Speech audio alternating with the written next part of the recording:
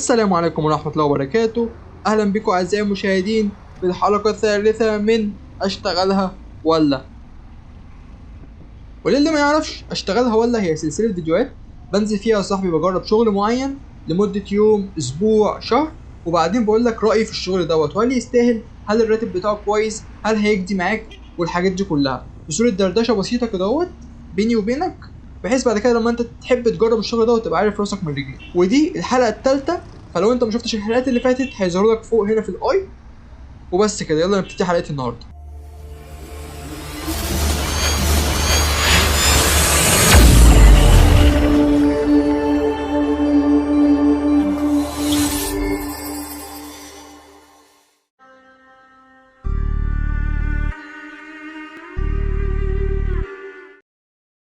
طب يا جدعان، مبدئيا عارف ان انا قليل الادب ان انا غيرت عليكم قوي في الفيديوهات الفتره اللي فاتت ديت، بس بسبب ان انا كنت مشغول في كام حوار كده. بس الحمد لله دلوقتي الدنيا اتظبطت، فهعوضكم ان شاء الله بفيديوهات اكتر بمواضيع كتير مختلفه. وكل اللي طالبه منك في المقابل دعمك بس، فما تنساش تشترك في القناه وتحط لايكه وتفعل زر الجرس وتسيب لي رايك في الكومنتات سواء استفدت ما استفدتش الحوارات دي كلها. ويلا بينا نبتدي حلقه النهارده واللي هنتكلم فيها ان شاء الله عن تجربتي مع اوبر سكوتر.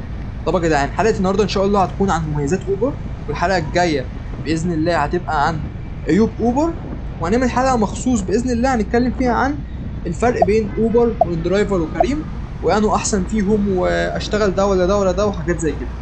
وبدون مقدمات اكتر من كده، خلينا نبتدي. اول ميزه في مميزات اوبر اللي انا شفتهم الا وهي ان اوبر شغل حر. بمعنى انت بتشتغل وقت ما تحب، زي ما الرسول كده بالظبط، يعني بتنزل وقت ما انت حابب وتفتح الابلكيشن وقت ما انت حابب وتشتغل وقت ما انت حابب. ما فيش حد بيقول لك روح وتعالى وبتشتغل بشيفت معين، لا، انت بتفتح وبتتكل على الله. رقم 2 في المميزات ان انت بتشتغل بتوصل ناس، مش اكل ممكن يبرد او ممكن يبوظ او ممكن يتدلق منك، وفي مشاريب وفي حاجات كتير. انتوا عارفين طبعا الاكل ورخامته، في ان الزبون ممكن يبقى مستعجلك بقى والحوارات دي كلها. لا، انت هنا بتوصل ناس، فالموضوع بيبقى اريح شويه، ان انت مفيش الضغط بتاع الاكل، فاهمني. وده ان رقم 3 اللي هي مفيش استعجال اصلا من الزبون، لان الزبون نفسه بيبقى معاك انت متخيل، هو بيبقى راكب معاك، فمش هيستعجلك في حاجه الا بقى هو ذات نفسه مستعجل في مشواره، بس مش زي لما يفضل كل شويه يتصل بيك وانت سايق يقول لك الاكل فين، اتاخرت، الحكايه الروايه. فالموضوع احلى في كده، فاهمني. رقم 4 في المميزات ان انت مش بتدفع مقدم زي اوردرات الشحن او اوردرات مرسول او ايا كان، اوردرات اللي هي شحن الطرود عموما. انت هنا بتدفع فيها مقدم، وبعد كده لما بتروح توصل الطلب بتستلمه. هنا انت مش بتدفع مقدم، لان الزبون ذات نفسه هو الشحنه، يعني هو بيركب معاك تمام، بتاخده من نقطه A لنقطه B، فمش محتاج ان انت تدفع مقدم، فبالتالي مفيش عمليات نصب كتير زي ما بيحصل في اوردرات الشحن او اوردرات الاكل او اوردرات اللي ما فيهاش افراد عموما، بيبقى فيها طرود بس، فاهم. ورقم 5 معانا اللي هو ان انت مش بتطلع ادوار، يعني انت لما تروح تستلم اوردر من حد بتطلع ادوار وممكن تسيب المكن تحت، فممكن لا قدر الله تتسرق. فانت الحلو هنا ان انت مش بتطلع ادوار، فبتريح على نفسك الطلوع والنزول اولا. ثانيا مش بتسيب المكنه، فمش هتبقى خايف عليها، ان انت اصلا بتبقى راكب على المكنه طول النهار، مع فاهم، فمفيش اي خوف على المكنه تتسرق، لا انت بتفضل في الشارع، فاهم. فدي برضو ميزه حلوه. رقم 6 انت كده كده بتوصل افراد، يعني يركبوا وراك، فمش محتاج باوتش او صندوق تحط فيه الطرود وبيبقى وزن على المكنه، لا هو الزبون نفسه بيبقى راكب وراك. فالحوار بيبقى حلو في كده، ان انت بمجرد ما بتوصله بتبقى حر نفسك بقى تروح وتيجي ومن غير ما يبقى فيه وراك صندوق متعلق وكده، فاهم.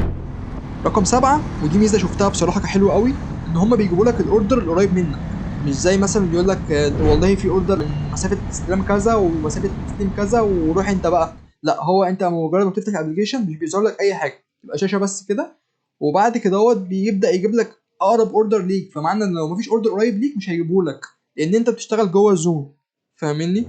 وده ان النقطه رقم 8 اللي هي انت بتشتغل جوه زون، مش زون حر ومفتوح، فاهم ازاي. لا وغير كده انت كل ما بتبعد بره الزون ديت بتاخد فلوس اكتر، يعني بتبقى الدبل، فاهم ازاي، لان انت ليك زون محدد تشتغل فيه، وكل ما هتبعد كل ما هنديك فلوس اكتر لان انت ملزم بزون، فاهم.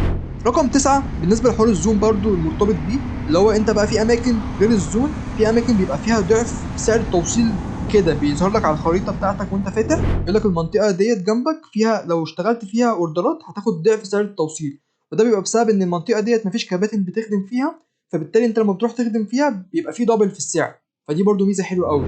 رقم 10 واخر نقطه عشان نختم بيها الفيديو عشان ما اطولش عليكم اكتر من كده، الا وهي، ودي بصراحه انا شفتها بشكل شخصي، ان انا ما كنتش عارف الاماكن قوي وانا شغال، ما وانا بنقل الزباين وكده.